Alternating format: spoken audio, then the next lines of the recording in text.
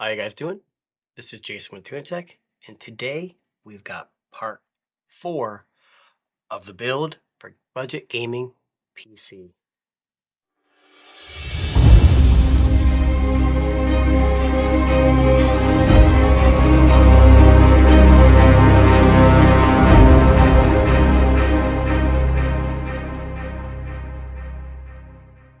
So today we're going to do a couple things. Just to keep you a heads up, so I do have a USB drive here. We're gonna have Windows 11 running on this. This is not in this step.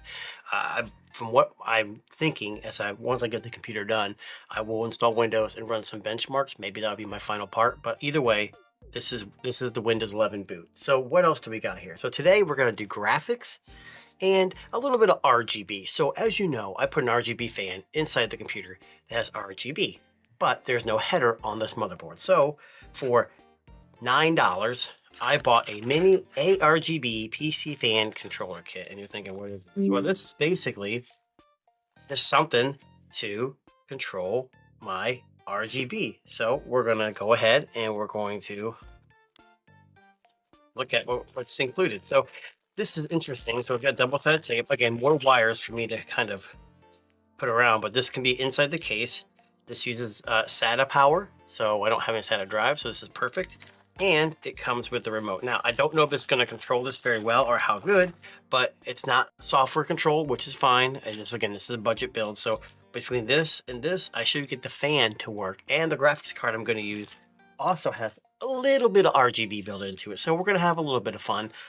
Now we got to decide if we're going to put the side of the case on or not. So this is the first part. This is a mini ARGB PC fan controller kit. I'll leave a link down in the description below. It is on Amazon. I think at the time of this writing, it's about $10. Like around $9-10 is what I paid for it. So that's going to go in today. And we're going to go with graphics cards. So if you're not familiar with graphics cards, they are one of the main players to help you play video games. And we have NVIDIA, who's well known and very expensive, but make very good graphics cards. We have AMD, on the other hand, who also makes graphics cards. So the question is, which one do you use? Well, last year, a couple years ago, another player in Intel, and their cards didn't go so well, but this year they introduced the new B580, which is a mid-range graphics card that offers you a good balance of performance for the price. It's based on the Intel Arc chip, which is a new architecture that is designed to compete with the 3 Series RTX and the AMD RX 6000 series. Now, it might dabble in the 4060 area too, but it is a mid-range card. It's got 12 gigs of GDDR6. It's got a 19 gigabytes clock speed, 2740 megahertz boost clock, and it does have 3 display ports, 2.1 and a 2.1A HDMI. It's got 2 fans. It's got a 8-pin connector for power, and it does a total of 175 watts. So that's why I use this one, because it's a mid-range device. It's reasonably priced. These were about $259 from Newegg. I don't know if they're still available. As you know, Intel did introduce the B570 series, an even lower card at around $220. So both of those cards are hot right now. They're hard to get people's hands on them. But either way, they're supposed to be pretty good cards. Good for choice for 1080p and 1440 gaming. It can handle most modern games at medium to high settings with good frame rates. And of course, we know with software updates, this is only gonna get better. So what is in the box? So this is the Challenger. So I went with this one. Intel has one as well, and it's like their branded card. It's a little bit longer with a small case. I know that one would fit, but this one's even smaller than that one. But like I said, it's got it's supposed to be pretty silent with the fans. It's got the LED indicator right here, if you can see in the camera there. So let's just see.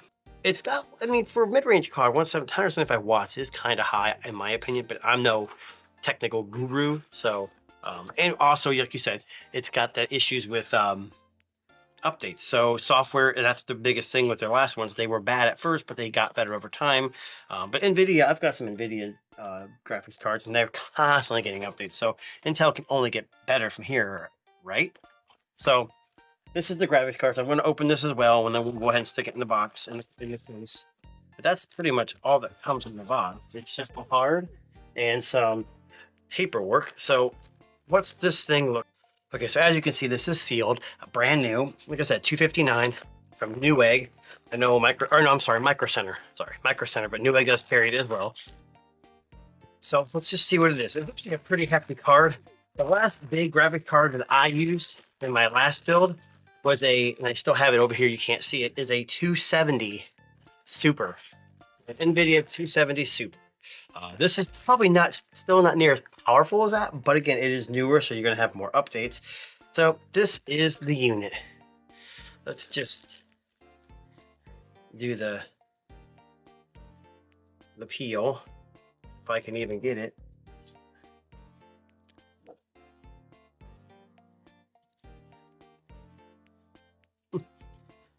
Oh, maybe not. It looked easier.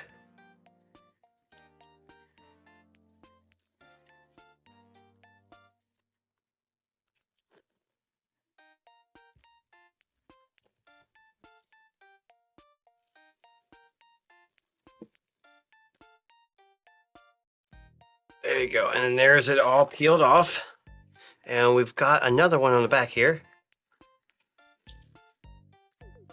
And you got a little cover here. I'll leave that on until we get it ready to put it in. Well, I'm gonna grab this and set it right here. So this is the ASUS Challenger. Like I said, it looks like a pretty interesting device. Mid-range, you got dual fans, you got an LED indicator right here. On the back, you've got your video outputs. And I'm hoping it fits in the case. So this is gonna take dual slots. So I think the difference between this and the Intel, now don't quote me on this, I believe the Intel version had only takes up one spot maybe? I don't know, but I wanted this because it was shorter and I should have plenty of room in the case for this. So this is the ASRock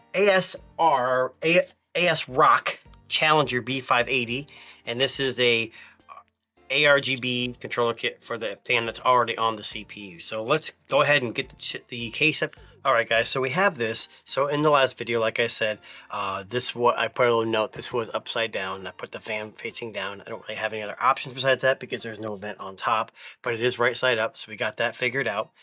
So the fan is right here. So this is what we're gonna do. So this is the controller. So you got your SATA power. I'm gonna go ahead and undo this. But as you can see, I've got a lot of cables, a lot of management to do, but that's like the last thing I'm going to do. I think the first thing I want to do is to get everything running. So basically, this plugs into your SATA port. This plugs into your header for your fan, which the header is right here, I believe. Let's see what we got underneath here. So you got that kind of connector, and then you have this one, which I believe will plug in right here. So we'll plug that in. And then basically this plugs into a SATA power line, which is, we'll just grab this one for now. And you just plug it right in. And then we're gonna have to do something with all the cables. And then this has double-sided tape on the back, so you can set it somewhere and then you can control it very simply with this. So there's a little outline here of LED RGB. So, you know, just a little splash of color. Like I said, I wasn't planning on doing this. I thought there was a header on this, but there wasn't. But either way, I mean, for $7, $8, $9 for a header, we'll just have to see what happens. So also what I've done is on the bottom here, I pulled out these two covers. They just kind of break out. Here's what they are. Did it off camera. I don't think that's very exciting. And that's for where we're gonna have to set the graphics card. So here is the graphics card. We're gonna go ahead and pull off our little cover here. And then you just gotta basically make sure it fits and then seat it in there.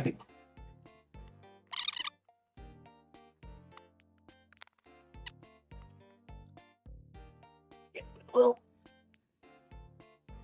finagling. Man, that's a tight fit. But she is in there. So I got the, and you can see how tall it is. So I'm not going to be able to put this side. Oh, let me turn that around for you guys. So it does sit too high. So the case is a little too small. So I can always go back once I'm done setting this all up and getting it running, is I can always do an open style case where you don't have to worry about, you know, case sides and all that stuff, and cooling even for that matter. But we'll go ahead and get this all plugged in, and that's it. So obviously I've got a lot of the cable management to do. But what I'll do is we'll just get this where it's at. We've got the Intel ARGB 580. I've got RGB header, so hopefully I can get some RGB color besides this little strip. And it looks like we're gonna have an open style gaming PC. So what do you guys think?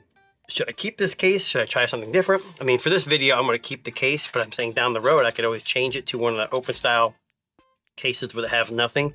And I'll tell you guys, this is a rat's nest of wires. So I think one of these videos, I don't know if I'm be the one that you want to see do cable management, but it definitely needs it. So like I said, this has been Jason with Tuna Tech. This is part 4. We installed an ARGB header to control the fans, LEDs, and ASRock B580 Challenger from Micro Center. So we'll catch you next time.